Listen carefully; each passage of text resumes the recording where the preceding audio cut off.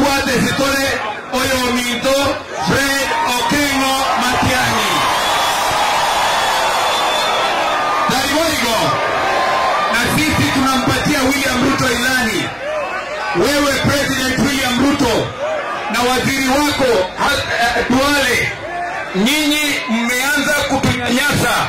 Mmetumia hela zetu za SHA, mmeenda kufanyia empowerment.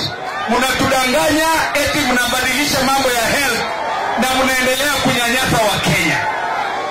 Tunakuambia wewe Ruto, we will not allow you one extra minute in office in August of 2027. There you go. Lakini pia niwaambie